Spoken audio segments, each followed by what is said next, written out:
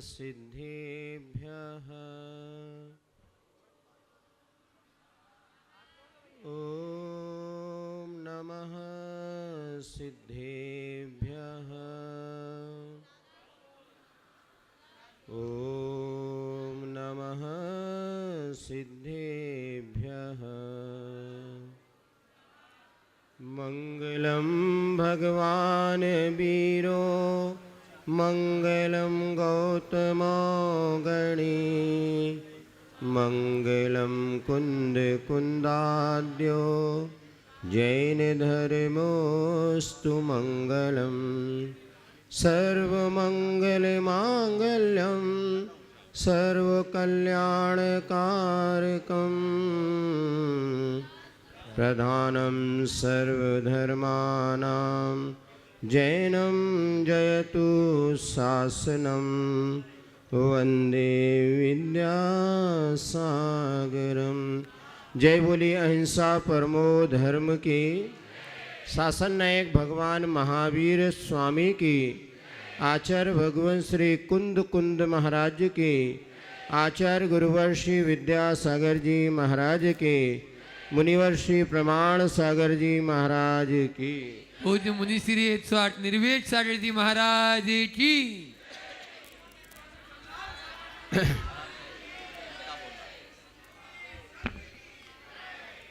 दीर्घकालीन भावना साकार होने जा रही है और पंच कल्याणक महामहोत्सव का यह अवसर आप सबके समक्ष आ चुका है। जिन्होंने अपने जीवन में प्राणी मात्र के उद्धार की भावना भाई, ऐसे तीर्थंकर प्रकृति को जिन्होंने बांधा था, ऐसे पुण्यशाली जीव जिस भाव में तीर्थंकर बनते हैं, पांच कल्याणक के माध्यम से उनका उत्सव मनाया जाता है। तीर्थंकर कितने होते हैं? इस काल के अपेक्षा 24, और भगवान कितने हो गए? अनंत। अर्थात पुण्यशाली पुरुष वो 24 ही थे जिनके 5 कल्याणक मनाए गए, और उनके कल्याणक मनाने के लिए स्वर्ग से देवतागण यहाँ पर आते हैं। हमारे पास वो वैभव, वो शक्ति, वो उत्साह नहीं होता जितना कि देवों के पास हुआ करता है। इसीलिए इस महोत्सव को संपन्न करने के लिए मनुष्यों को भी देव बनाया जाता है। यद्यपि चारों गति में सर्वश्रेष्ठ गति कौन सी है? फिर देव क्यों बन गया आप बताओ?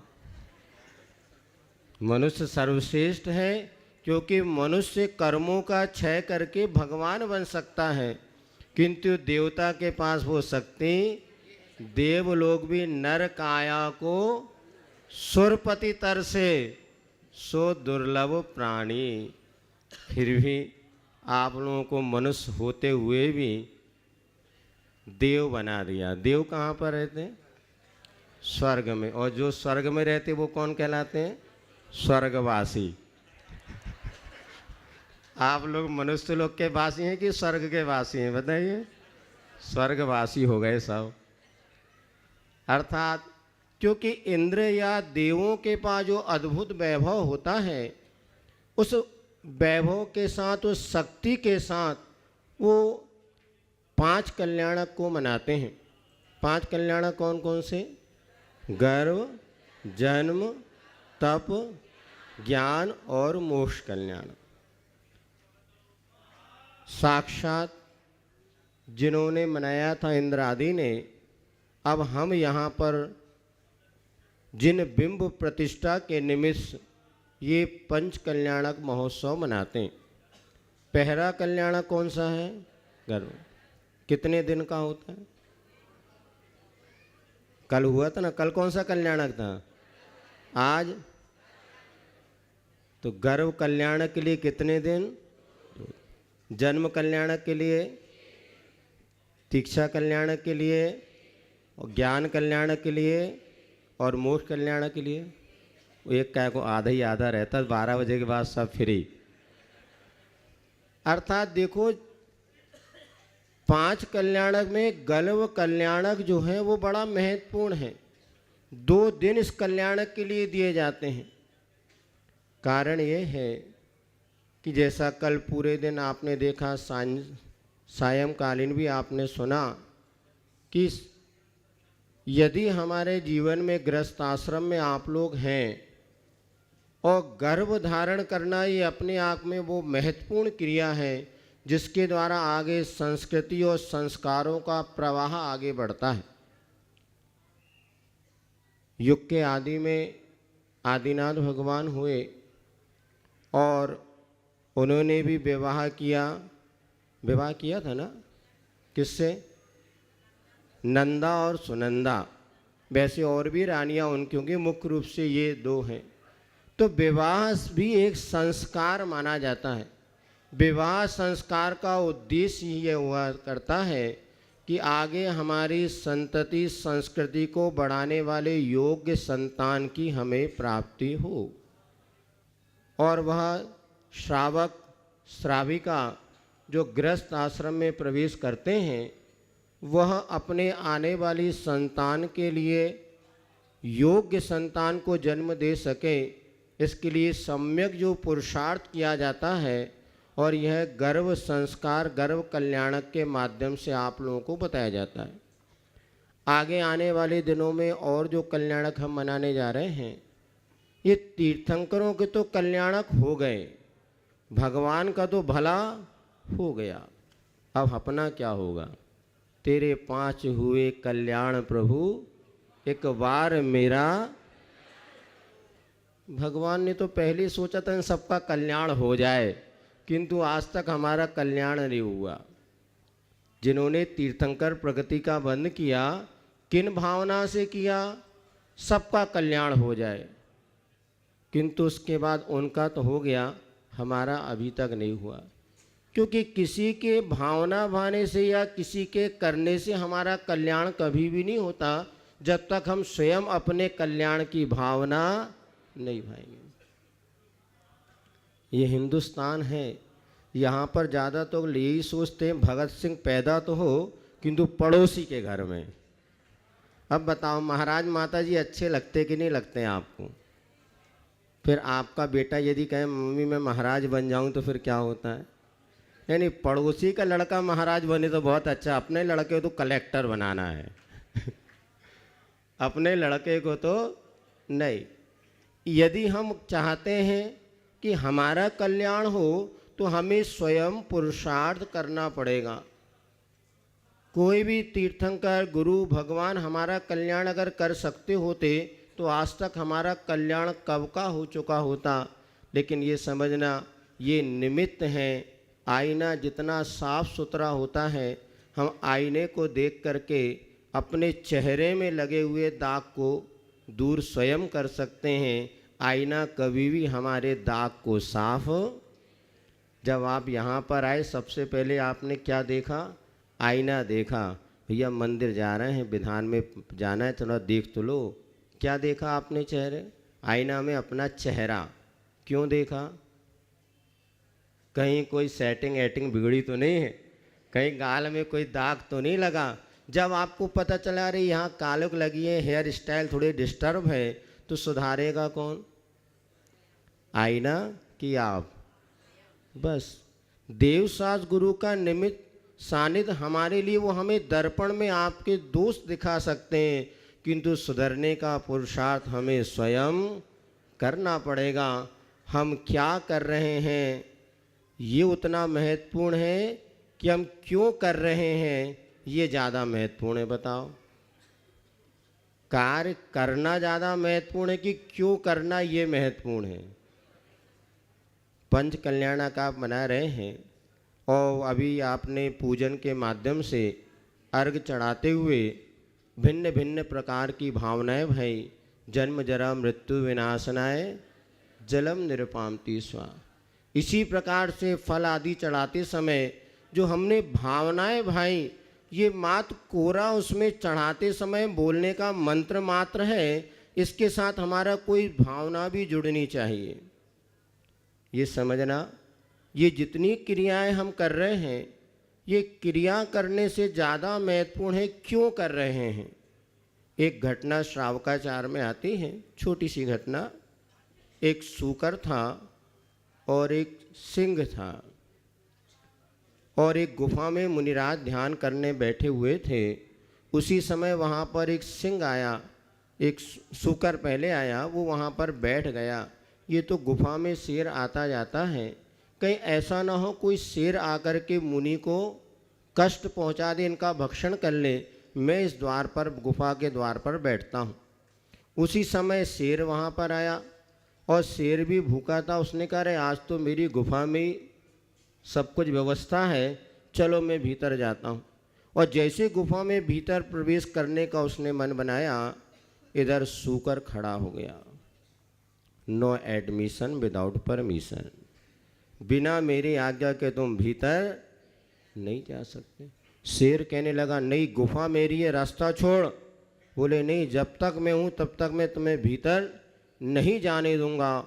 और हुआ ये, दोनों में संघर्ष प्रारंभ हो गया, युद्ध प्रारंभ हो गया।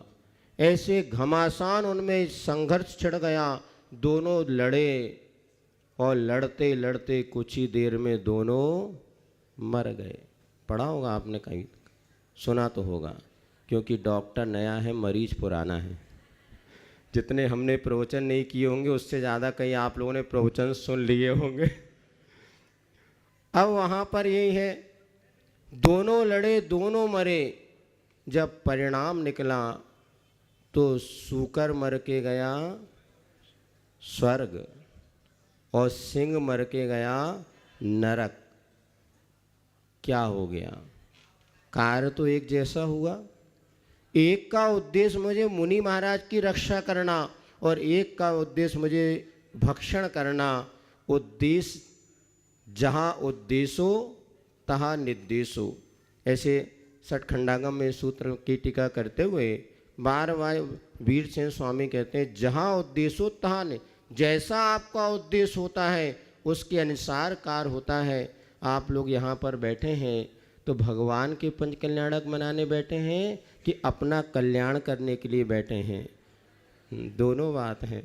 भगवान का ये पंच कल्याणक के माध्यम से वह पाषाण को प्रतिमा भगवान का रूप दिया जाएगा, तो हमारे भीतर भी हमें एक ही उद्देश्य होकर के पूरी क्रिया करना है। हे भगवान, मुझे भी आपके जैसे बनना है। क्या बनना है? भगवान बनना है कि बागवान बनना है? बोलो, भगवान बनना है। जब आप अर्घ चढ़ाते हैं भाई साहब, कोई भी क्रिया करते हैं, तो एक ही उद्देश्य प्रति समय हमारे मन में होना चाहिए। जैसे आपने भगवत अवस्था प्राप्त कर ली, ऐसे हे प्रभु मैं भी भगवान बनूं, इसीलिए मैं आपके चरणों में अर्घ चढ़ा रहा हूँ। यदि आपने उद्देश्य सही बना लिया तो वही आपके परिणामों की निर्मलता और विशुद्धि, अनंत गुणा, पुण्य और कई बंध का कारण, और वहाँ पर निर्जरा का कारण यह क्रिया बनेगी। अन्यथा मात क्रिया क्रिया ही रह जाएगी। इसलिए आज यहाँ जितने लोग बैठे हैं विजन विधान में, पहले उद्देश्य बनाना, मुझे क्या करना है? मुझे भगवान बनना है। क्या बनना है? जो भी अनुष्ठान आप कर रहे हैं, पहले एक निर्णय करो कि हम क्यों कर रहे हैं। यदि हमने मात ख्याति पूजा लाभ का उद्देश्य बना लिया, तो आचार्य कहते हैं जिस अनुष्ठान से वट वृक्ष के बराबर पुण्य मिलना था, उससे मात चने के वृक्ष के बराबर पुण्य मिल जाएगा। कितने घाटा हो गया। बनिया हैं आप लोग। बनिया तो वो होता है जो थोड़ा लगा करके बहुत कुछ कमाता है। तो बस यहाँ पर बहुत सरल उपाय है। एक उद्देश्य बनाओ कि मुझे भगवान बनना है, क्योंकि किसान जब खेती करता है तो फसल के लिए, बीज के लिए खेती करता है, गेहूं के लिए खेती करता है, तो घास फूस तो उसको स्वयमेव। अरे जिस भावों से हमें मोक्ष मिल सकता है, जिन भावों से हम भगवान बन सकते हैं, तो क्या उन भावों से हमें ये थोड़ी बहुत सुख संपदा स्वास्थ्य लाभ, सारे के धन संपत्ति क्यों नहीं मिलेगी? ये तो स्वयमेव प्राप्त होते हैं। जैसे किसान को घास के लिए बीज नहीं बोना पड़ता, घास तो स्वयमेव चारा मिल ही जाता है। लेकिन वो बीज किस लिए बोता है? कि मुझे गेहूँ मिले, चना मिले, बाजरा मिले। उस अन्न की अपेक्षा से जब बीज बोता है तो ये सब मिलता है। इसी प्रकार जब हम अपनी पूजन विधान अनुष्ठान का उद्देश्य भगवान बनने का बनाते हैं तो लौकिक संपदाएं, ये सब सुख, भौतिक सुख तो सहज प्राप्त हो जाते हैं। किंतु यदि हमने भौतिक सुख की प्राप्ति का लक्ष्य बना लिया तो बंधु हमारा घाटे का सौदा होता है। आज सब इस गर्भ कल्याण के उत्तरार्ध की बेला में ये समझें कि आज साधु बनना भले हमारे लिए सरल नहीं है, किंतु सदग्रस्त बनना भी कोई सरल बात। साधु बनना तो फिर भी एक प्रकार से सरल है, क्योंकि 5 पाप का त्याग करके हमें अपने आप में रहना है, लेना ना देना मगन रहना। किंतु सबका पुण्य इतना नहीं हुआ करता। आचार्य कहते हैं भव भव में भावना भाई होगी, भव भव में साधना की होगी, पुण्य संचय किया होगा, तब इस भव में मुनि और आर्यिका बनने का सौभाग्य मिलता है। किंतु सभी इतने पुण्यशाली नहीं हुआ करते, तो सदग्रस्त बनो, ये भी कोई कम में पुण्य की बात है। आज जैसे वर्तमान परिवेश में माहौल बदलता चला जा रहा है, ऐसे समय में सदग्रस्त बनना और आने वाली सत संस्कृति को जन्म देना, ये भी एक अपने आप में बहुत पुण्य की बात है। संकल्प ये करना कि आज हमारे जीवन में हम गर्भ कल्याणक महोत्सव बना रहे हैं, तो हम अपने जीवन में अपने आचरण को इतना पवित्र रखेंगे कि आने वाली हमारी संतान भी ऐसे आदिनाथ जैसे महान बन सके। और यह पंच कल्याणक महोत्सव के निमित्त से हम अपने जीवन का कैसे विकास कर सकें, इन सब बातों को आप लोग सुनेंगे। और माँ सुनना नहीं है, सुनकर के जीवन में उतारना है। और पुरुषार्थ किसको करना है? स्वयं को हमें पुरुषार्थ करना है। महाराज रास्ता बता सकते हैं, चलना हमें स्वयं पड़ेगा। आप सब देव सास गुरु के बताए रास्ते पर चलें और अपना कल्याण करें। इसी मंगल भावना के साथ बोलिए आचार्य गुरुवर विद्यासागर जी महाराज की। बोले परम पूज्य निश्चित निर्वेक सागर जी महाराज की।